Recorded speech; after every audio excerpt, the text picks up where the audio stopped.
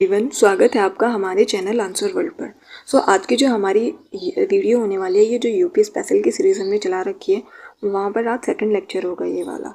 और जो ये सीरीज़ है, हम इसको क्वेश्चन आंसर के फॉर्म में कवर कर रहे हैं, क्योंकि जो डिफरेंट एग्ज़ाम के पीवाईक्यू है हम वो लेकर के चल रहे हैं, जिससे कि आपको पीवाईक्यू में प्रॉब्लम नहीं आने वाली है। आपके ARO वाले पीवाईक्यू हो या फिर PCS वाले पीवाईक्यू, वो सब यहाँ पर कवर हो जाएंगे। और आपको पता भी चल जाएगा कि यहाँ से किस प्रकार के क्वेश्चन पूछे जाते हैं, एग्जामिनर कैसे क्वेश्चन फॉर्म करते हैं, ये आपको यहाँ से आइडिया हो जाएगा। तो आपके लिए ये वाली जो सीरीज़ है यूपी स्पेशल की, ये रामबाण होने वाली है, आप इसको इग्नोर नहीं कर सकते हैं। बाकी यार प्लीज़ चैनल को सब्सक्राइब करना, वीडियोस को शेयर भी करना। अगर आपको ये वीडियो हमारी अच्छी लगे, आपकी कोई भी क्वेरीज हो तो कमेंट सेक्शन में ज़रूर बताया करें। हाँ जी, तो ये पहले हम देखेंगे इसका जो भौतिक विन्यास है वो वाला देखेंगे आज पार्ट। और आज हम इसमें 3 पार्ट करेंगे, भौतिक विन्यास, इसके बाद करेंगे क्लाइमेट और सोयल वाला, और उसके बाद थोड़ा सा वनस्पति फॉरेस्ट की साइड जाएंगे। ठीक है, पहला क्वेश्चन आज का जो होगा हमारा, बुंदेलखंड आर्थिक क्षेत्रों में जनपदों की संख्या कितनी है? तो कितनी है? 7 है। और कौन कौन से है ये क्वेश्चन इंपॉर्टेंट हो जाता है। फिर चित्रकूट, बांदा, महोबा, हमीरपुर, जालौन, झांसी और ललितपुर। अच्छा, ये क्वेश्चन मैंने पहली बार जो लेक्चर कराया था उसमें भी आया हुआ था कि बुंदेलखंड में कौन सा डिस्ट्रिक्ट पड़ता है, तो महोबा पड़ता है वहाँ पे। नेक्स्ट है आपका, उत्तर प्रदेश का कौन क्षेत्र आद्यकल्प के प्राचीनतम शैलों से निर्मित है? तो कौन सा है? बुंदेलखंड है। ये मध्य भारत का जो है प्राचीन क्षेत्र था, और इसको जजक बुक के नाम से भी जानते हैं। नेक्स्ट है आपका, अच्छा ऐसे ये दिया था तो हम यही पढ़ लेंगे, जनपद दे रखे थे और अधिकतम और न्यूनतम क्षेत्र दे रखा था। तो लखीमपुर खीरी अधिकतम भौगोलिक क्षेत्र है, सोनभद्र अधिकतम वन आच्छादित क्षेत्र है, सीतापुर सर्वाधिक अनुसूचित जाति जनसंख्या वाला जिला है, संत रविदास नगर न्यूनतम वन आच्छादित क्षेत्रफल है, और संत रविदास नगर भौगोलिक मतलब ये न्यूनतम भौगोलिक भी है और न्यूनतम वनाच्छादित भी है। ठीक है, नेक्स्ट क्वेश्चन आपका कि उत्तर प्रदेश के किस शहर को पूर्व का ग्रास बोला जाता था? तो आई थिंक हाँ, कन्नौज को ही बोला जाता था। तो कन्नौज को बोला जाता है। फिलहाल के टाइम पे इसको इत्र की नगरी बोलते हैं, इत्र का शहर बोलते हैं, और ये तंबाकू वगैरह के लिए भी काफ़ी फेमस है। और हर्षवर्धन के टाइम पर जो कन्नौज था वो काफ़ी प्रोस्पेरस था, मतलब कि क्या बोलते हैं उसको, प्रोस्पेरस को चरमोत्कर्ष पर था, ऐसे ही समझ लेना यार। ठीक है, फिलहाल के टाइम पे मैंने आपको बता दी, जो गुलाब जल इत्र वगैरह के लिए काफ़ी फेमस है ये, और तंबाकू के व्यापार के लिए भी मशहूर है। ठीक है, नेक्स्ट है आपका क्वेश्चन, उत्तर प्रदेश का निम्नलिखित में से कौन सा जिला बुंदेलखंड क्षेत्र का हिस्सा है? तो सी महोबा है। ये बार बार सेम क्वेश्चन रिपीट होकर के आ रहा है, और मैंने आपको बता दिया कि इसमें कितने ज़िले पड़ते हैं, तो ये आपको देख लेने हैं। जहाँ से बांदा, ललितपुर, हमीरपुर, जालौन, महोबा, चित्रकूट, ये आपको सब देख लेने हैं। ये क्वेश्चन आया था, ये थोड़ा हटके है, लेकिन फिर भी जब यहाँ पर दे रखा है तो हम इसको कवर कर ही लेंगे। अच्छा जी, पहले नंगा पर्वत पूछा है, नंदा देवी पूछा है, कंचनजंगा पूछा है। तो हमको पता है कंचनजंगा कहाँ पर है, सिक्किम में है, तो सी का दूसरा, या तो ये होगा या ये होगा, ए गया और सी गया, तो 50-50 पर तो हम आ ही गए। हाँ जी, तो नंदा देवी कहाँ पर पड़ता है? उत्तराखंड में पड़ता है। बी का कौन सा होगा? तीसरा होगा, तो ये वाला हमारा 20 का आंसर हो जाएगा। ठीक है, नंगा पर्वत जम्मू कश्मीर में जाएगा। नेक्स्ट हो जाएगा आपका, किस शहर को अभी तक राष्ट्रीय राजधानी क्षेत्र में सम्मिलित नहीं किया गया है? मतलब कि नेशनल कैपिटल रीजन, NCR जिसको हम बोलते हैं, उसकी बात ये कर रहे हैं। तो किसको नहीं किया गया? अलीगढ़ को नहीं किया गया। फिलहाल के टाइम पर क्या है, उत्तर प्रदेश के 8 ज़िले हैं और दिल्ली है वहाँ पर। जो उत्तर प्रदेश के 8 ज़िले हैं वो कौन कौन से हैं? गाज़ियाबाद, गौतम बुद्ध नगर, बुलंदशहर, मेरठ, बागपत, हापुड़, मुजफ्फरनगर और शामली जो कि पश्चिमी यूपी का सबसे पश्चिमी जिला है। और हरियाणा के फरीदाबाद, गुड़गांव, मेवात, रोहतक, सोनीपत, रेवाड़ी, झज्जर, पानीपत, पलवल, महेंद्रगढ़, भिवानी, जींद, करनाल, ये सब कोई हरियाणा के और राजस्थान के 2 हैं, भरतपुर और अलवर, ये आपको याद रखना है। अच्छा, नेक्स्ट क्वेश्चन आपका हो जाएगा फिर, बुंदेलखंड नामक क्षेत्र निम्नलिखित किस सीमा के अंतर्गत आता है? तो ये सेंट्रल इंडिया का पार्ट है, तो ये मध्य प्रदेश वाली सीमा के साथ आएगा। ठीक है, और 11 जिले से साझा करते हैं हमारे यूपी के, तो कौन कौन से है वो? इटावा, जालौन, झांसी, आगरा, ललितपुर, महोबा, बांदा, चित्रकूट, प्रयागराज, मिर्जापुर और सोनभद्र।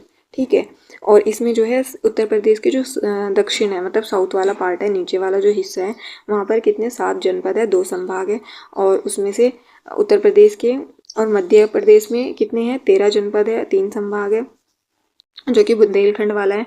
वहाँ पर जो झांसी संभाग है उसमें 3 डिस्ट्रिक्ट आते हैं, झांसी, ललितपुर और जालौन। चित्रकूट संभाग वाले में मुख्यालय इसका बांदा में है, चित्रकूट, बांदा, महोबा, हमीरपुर, ये आता है। नेक्स्ट है आपका, उत्तर प्रदेश का कौन सा जिला उत्तर प्रदेश और बिहार की सीमा पर स्थित है? तो कौन सा है वो? बलिया है, क्योंकि बलिया ही सबसे पूर्वी जिला है। पश्चिमी सबसे जिला कौन सा हो गया? शामली हो गया। और सबसे नॉर्थ में मतलब कि उत्तर में कौन सा हो गया? सहारनपुर हो गया। और सबसे साउथ में कौन सा हो जाता है? सोनभद्र हो जाता है सबसे दक्षिण में। ठीक है, ये मैंने आपका करा दिया। और जो यूपी के जो बाउंड्री शेयर होती है 8 राज्य प्लस 1 यूनियन टेरिटरी यानी कि दिल्ली से लगती है, ये भी हो गया। हाँ जी, नेक्स्ट आपका निम्नलिखित में से कौन से देश उत्तर प्रदेश राज्य के साथ एक अंतर्राष्ट्रीय सीमा साझा करता है? तो बी नेपाल करता है। और नेपाल से कितने जिले लगते हैं अपने यूपी के? 7 जिले लगते हैं। कौन कौन से? पीलीभीत, लखीमपुर खीरी, बहराइच, श्रावस्ती, बलरामपुर, सिद्धार्थनगर, महाराजगंज, ये सबको ही लगते हैं। आपको ये याद रखना है क्योंकि एग्जाम में ये क्वेश्चन आते हैं, यहाँ से ऐसे घूम फिर के आते रहते हैं। नेक्स्ट क्वेश्चन, उत्तर प्रदेश का निम्नलिखित में से कौन सा जिला इस राज्य के अन्य जिलों से घिरा हुआ है, यानी किसी भी अन्य राज्य या देश के साथ सीमा साझा नहीं करता है? तो हरदोई नहीं करेगा, बाकी तो सभी करते हैं। सहारनपुर भी कर जाएगा हिमाचल प्रदेश से, इधर देवरिया और ललितपुर ये मध्य प्रदेश से कर जाएगा। नेक्स्ट क्वेश्चन है आपका, उत्तर प्रदेश के निम्नलिखित में से कौन से जिले की सीमा मध्य प्रदेश के साथ साझा नहीं करती है? तो अलीगढ़ की नहीं करेगी, मैंने आपको बताया था 11 जिले साझा करते हैं और उन सभी के नाम यहाँ पर है। कौन कौन से हैं? मिर्जापुर, आगरा, इटावा और प्रयागराज, झांसी, ललितपुर, बांदा, चित्रकूट, सोनभद्र, जालौन, ये सब कोई सीमा साझा करते हैं। जबकि उत्तर प्रदेश का जो अलीगढ़, सहारनपुर, शामली, गौतम बुद्ध नगर, मथुरा, बागपत, ये जिले किससे? हरियाणा से सीमा साझा करते हैं, ये भी आपको याद रखना है। तो उत्तर प्रदेश की भौगोलिक सीमा सर्वाधिक राज्यों को स्पर्श करती है। निम्नलिखित में से कौन सा राज्य इनमें शामिल नहीं है? तो उड़ीसा शामिल नहीं है, बाकी सब मिलते ही है। देखो लगभग हमारे यहाँ पे मतलब 8 राज्य है, तो एक अपना यूनियन टेरिटरी, टोटल कितने हो जाएंगे? टोटल हो जाएंगे 9। आपको ये भी याद रखना है। नेक्स्ट है आपका क्वेश्चन, हाँ जी ये नेक्स्ट चैप्टर हो जाएगा जलवायु मृदा वाला। यहाँ पर देखते हैं क्या क्या चीज़ें हैं। पहला क्वेश्चन है इस पार्ट का, निम्नलिखित प्रकार की मिट्टी में से किसी एक की बुंदेलखंड क्षेत्र में प्रमुखता होती है? तो किसकी होती है? काली कपास मिट्टी की। अच्छा, अब काली कपास मिट्टी को कितने में भागों में डिवाइड किया जाता है? तो 2 भागों में डिवाइड किया जाता है। एक तो होती है काबर, एक होती है मार। ठीक है, इनको बोलते हैं। और इसकी जो जल धारण करने की क्षमता होती है वो बहुत ज़्यादा होती है, इसलिए इसकी जो प्रोडक्टिविटी मतलब कि उत्पादन क्षमता वो भी अधिक होती है काली मिट्टी की। ठीक है, इसकी जल धारण क्षमता भी ज़्यादा होगी और इसकी जो है उत्पादन क्षमता भी ज़्यादा होगी। आपको याद रखना है। लाल मिट्टी होती है, लाल मिट्टी के भी 2 प्रकार होते हैं। कौन से? एक तो होता है राकर और दूसरा होता है यरुआ। ये आपको दोनों याद रखने हैं क्योंकि ये नाम पूछे गए हैं। मार मिट्टी का नाम आता है काली मिट्टी का, और इसकी जो जल धारण करने की क्षमता होती है वो कम होती है, जिसकी वजह से इसकी प्रोडक्टिविटी भी कम हो जाती है। और इसमें जो है भूकटाव होता है इस वाली मिट्टी में, लाल मिट्टी में। तो वैसे पूछ सकते हैं कि भूकटाव वाली मिट्टी कौन सी होती है? तो वो लाल मिट्टी होती है, ये आपको याद रखना है। नेक्स्ट क्वेश्चन है, उत्तर प्रदेश के भाबर क्षेत्र में निम्नलिखित में से किस प्रकार की मृदा पाई जाती है? कंकरीली एवं पथरीली ये मिट्टी पाई जाती है, ये आपको याद रखना है। उत्तर प्रदेश में लाल मिट्टी की मुख्यतः पाई जाती है, तो मिर्जापुर झांसी वाले रीजन में पाई जाती है। जो बुंदेलखंड वाला रीजन होता है वहाँ पर जो ये मिट्टी है लाल मिट्टी, ये विंध्यन चट्टानों के टूटने से बनी थी। और इस मिट्टी में नाइट्रोजन, फॉस्फोरस, चूना इनकी जो है कमी होती है और लौह अंश की अधिकता होती है, जिसकी वजह से आयरन वगैरह मिलता है, जिसकी वजह से इसका कलर लाल हो जाता है।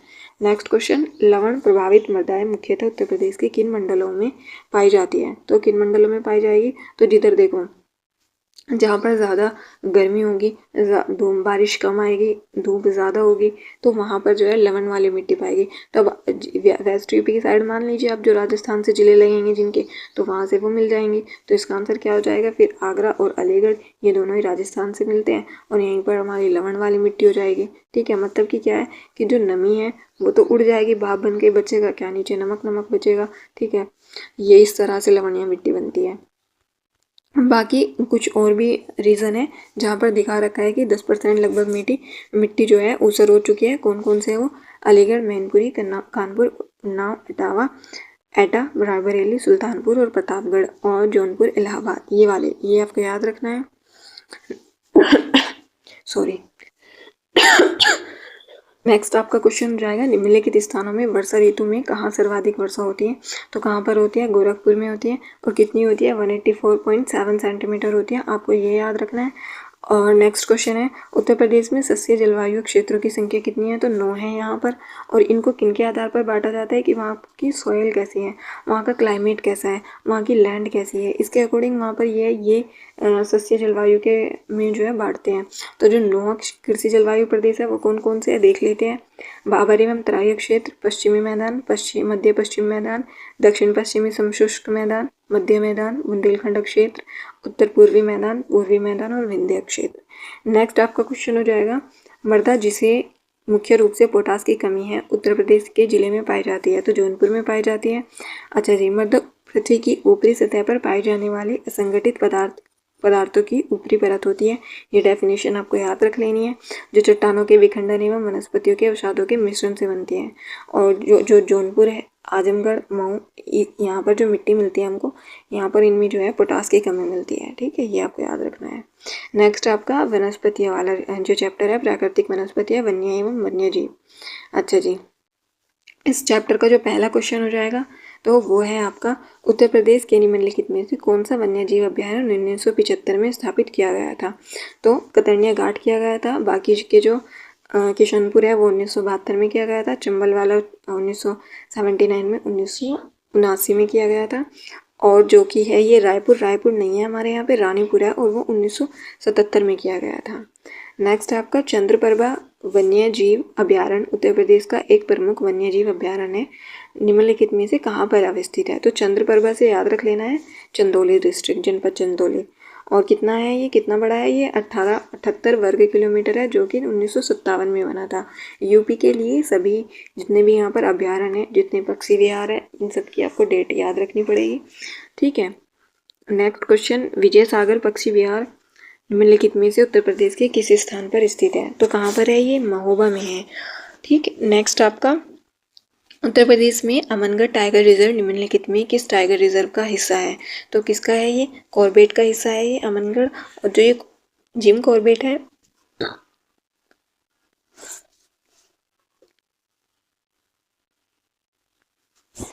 करवाया करता था, लेकिन कब? उत्तर प्रदेश जब हमारा उत्तराखंड से अलग नहीं हुआ था, लेकिन जब अलग हो गया तो अमनगढ़ वाला हिस्सा हमारी साइड रह गया, जिम कॉर्बेट जो है उत्तराखंड में चला गया।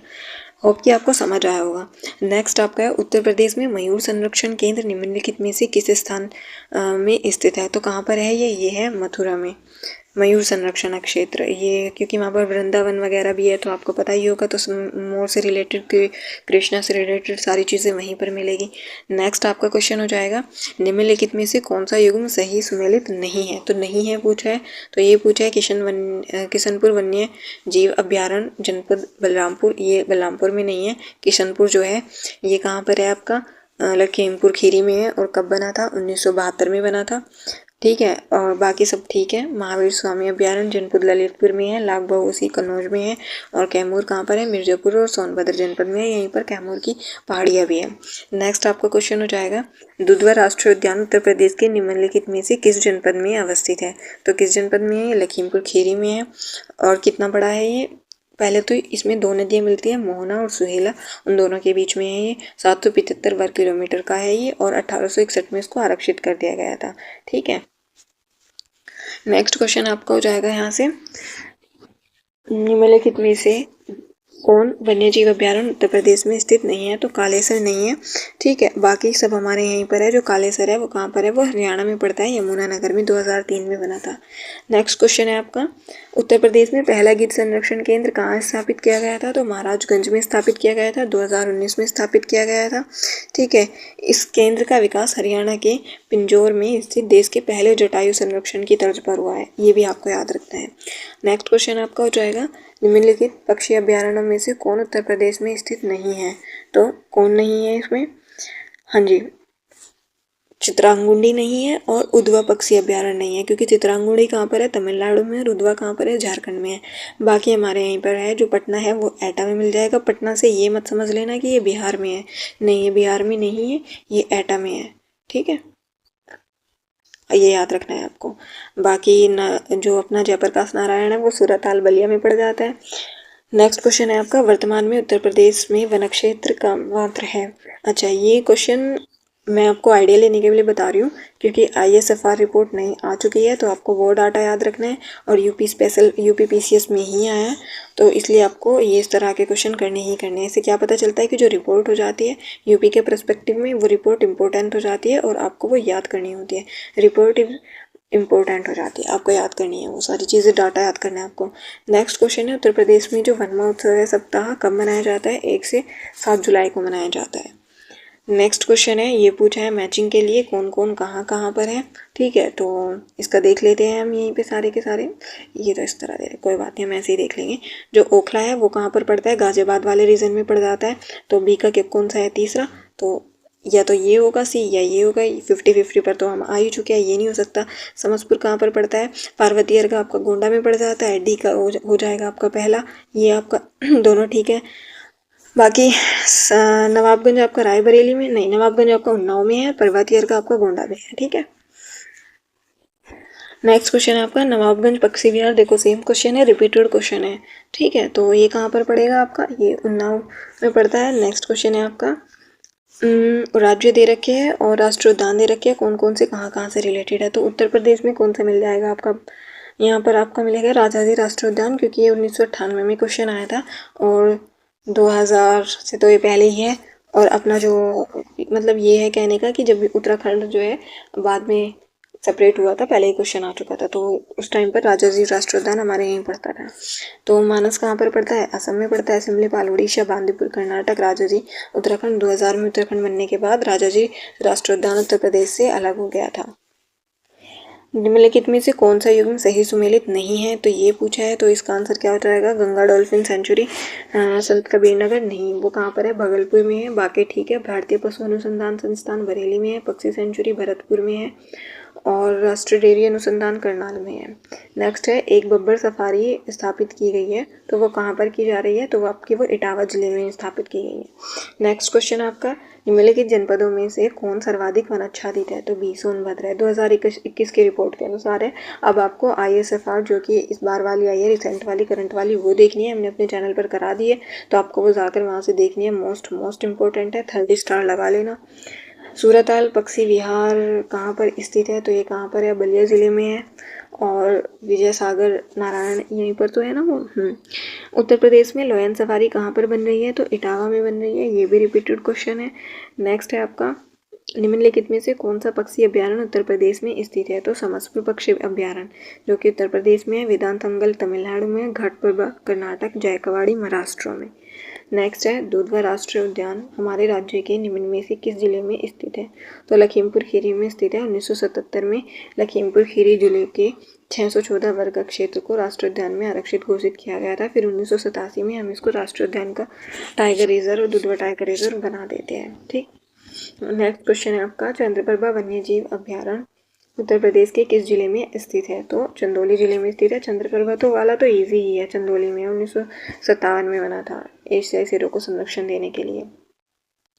नेक्स्ट है आपका, चंद्रप्रभा मृगवन भारत के किस राज्य में स्थित है? तो उत्तर प्रदेश में है, इजी क्वेश्चन है।